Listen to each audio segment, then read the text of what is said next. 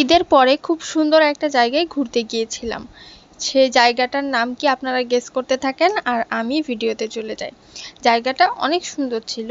এটা হচ্ছে ঈদের ঠিক পরে পরে একটা ব্লগ। আমি হচ্ছে একটু লেটে আপলোড করলাম। নানান ধরনের কিছু ব্যস্ততার জন্য এই ভিডিওটা এতদিন আপলোড করা হয়নি, ভাবলাম যে এখন আপলোড দিয়ে দিই। তো আমি ঈদের পরে হচ্ছে যেহেতু টাঙ্গাইল ছিলাম, তো টাঙ্গাইলেরই একটা জায়গা এখানে ঘুরতে এসেছি। ভাবলাম যে বিকেলবেলা ঘরে বসে থেকে কি করব, একটু ঘুরে আসি। এটা আমাদের বাড়ি থেকে খুবই কাছে।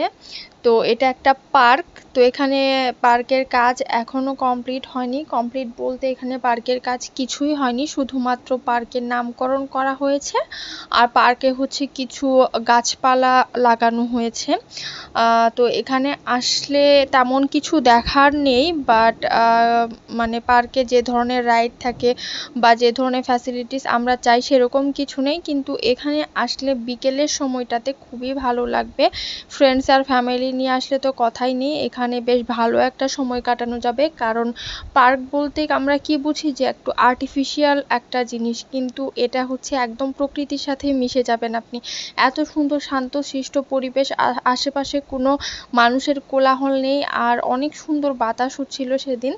এই যে গাছটা দেখে হয়তো বুঝতেই পারছেন। আর একদম একটা খুবই সুন্দর ওয়েদার ছিল, একদম রোদ ছিল না, বৃষ্টিও ছিল না। আর সাথে এত সুন্দর সুন্দর কিছু ফুল দেখার সৌভাগ্য হলো আমার।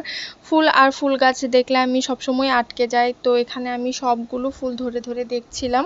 আর এখানে কিন্তু ফুল ফল ছাড়াও নানান প্রজাতির গাছ রয়েছে, যেগুলো কিছু কিছু নামকরণ এখানে লেখা আছে আর কিছু কিছু লেখা নেই। তো আমার কাছে যেগুলো ভালো লাগছিল আমি ধরে ধরে আপনাদেরকে দেখাচ্ছিলাম, কারণ ফুল দেখলে মানুষের মন ভালো হয়ে যায়। আমারও মন ভালো হয়, জানি না আপনাদেরও সেম অবস্থা হয় কিনা। তো এই দেখেন আশেপাশে কেউ ছিল না, শুধুমাত্র আমরা তিনজন বাইক নিয়ে এসেছিলাম এখানে। ওই সাইডটাতে কিছু লোক আছে। এখানে হচ্ছে অনেক বড় এরিয়াটা। তো এরিয়াটার নামটা এখন বলে দিচ্ছি, এটা হচ্ছে কবি নজরুল পার্ক। এটা হচ্ছে সখীপুর টাঙ্গাইলে অবস্থিত। যারা টাঙ্গাইল বা এর আশেপাশে থাকেন তারা নিশ্চয়ই এটার নাম শুনেছেন।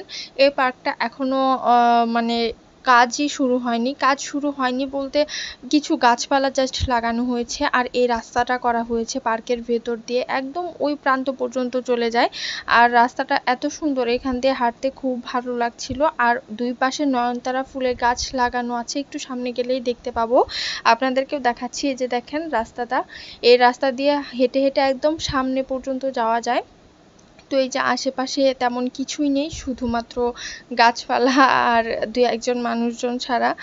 তো এরকম পরিবেশ যাদের ভালো লাগে তাদের জন্য কিন্তু এই ওয়েদারটা একদম পারফেক্ট। আর এই পার্কটা এখনো যেহেতু কমপ্লিট হয়নি, এই টাইমটাতে ঘুরে যেরকম মজা পাওয়া যাবে কমপ্লিট হওয়ার পর সেটা অন্যরকম লাগবে।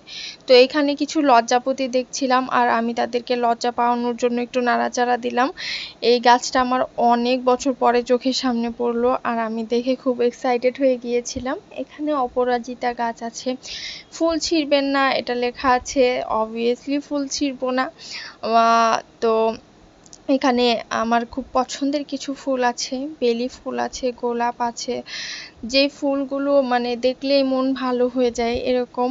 আর এই ওয়েদারে এত সুন্দর একটা পরিবেশে ঘুরতে এসেছি, আমার খুবই ভালো লাগছিল। আমি হয়তোবা বলে বোঝাতে পারছি না, মানে জায়গাটা আহামরি কিছুই না, এখানে কিছুই নেই, ধরেন যে এখানে একদম ফাঁকা, কিন্তু এখানে আসলে একদম মন শান্তি শান্তি লাগে। তো যাই হোক, যারা হচ্ছে টাঙ্গাইলের আশেপাশে থাকেন তারা গিয়ে দেখতে পারেন ইচ্ছা করলে। আজকের ভিডিওটা এখানেই শেষ করে দিচ্ছি।